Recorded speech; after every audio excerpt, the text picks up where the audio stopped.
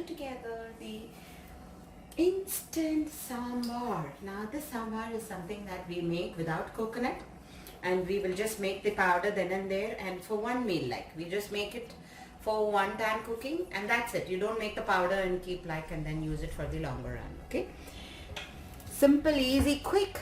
Let's have a look at the ingredients. I'm going to wash the bindi and leave it for draining. I have taken 2 small tomatoes and I have cut that and I have put. Now bindi is there. Then I have some hing here, that is asafoetida. For tempering we'll need some coconut oil, 2 pieces of the red chili whole and 1 teaspoon of the mustard.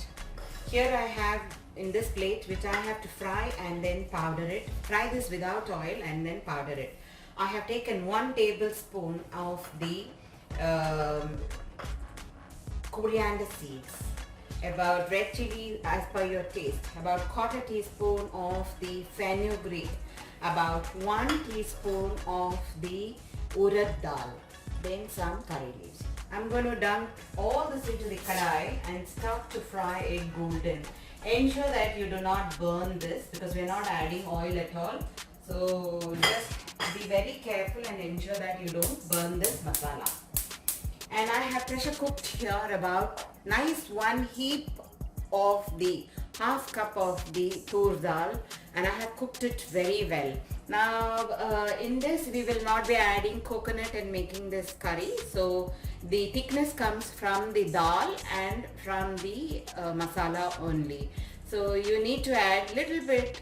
If you are adding like 2 handful of the tur dal for normal sambar, in this case you will have to add 3 handful. That's all is the difference. Okay, I have kept the kadai, and to the kadai I have added the masala there.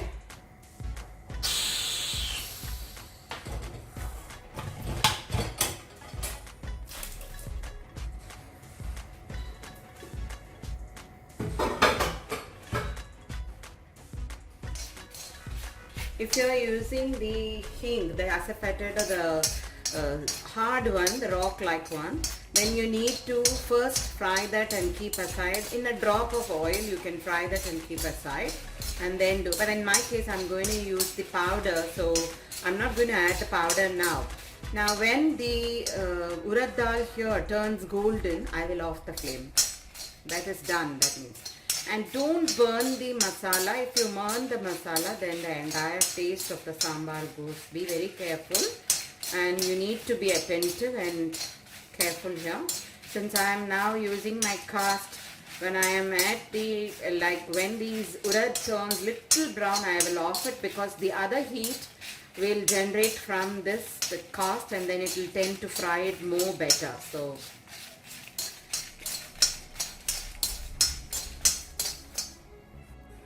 see, my urad is almost turning golden, so I have just off the flame. That is enough. Now let it cool down. Once it is cold, we will powder it very well and take it out. Now when you're making the sambar, if your tomato is not sour, we might need little bit of the tamarind pulp. Otherwise, you don't need tamarind pulp at all. Okay.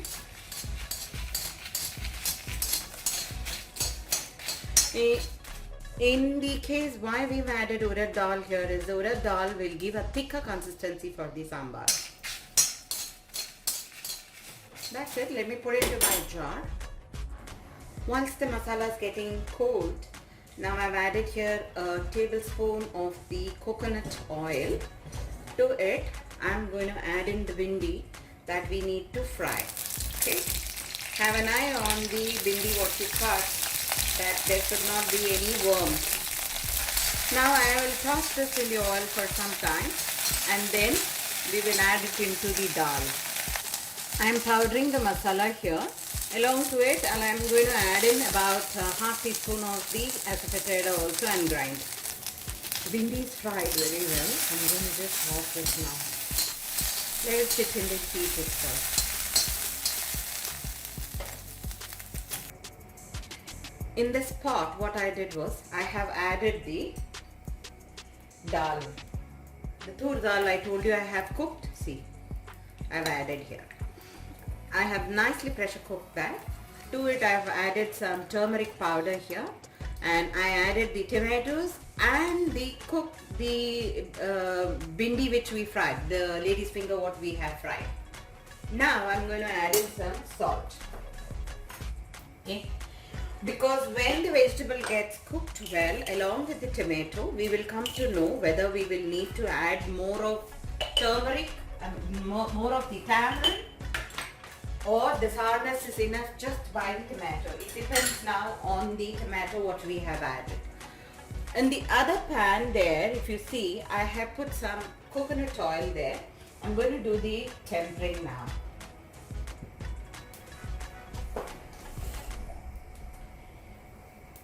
My masala is ready here, which I have powdered.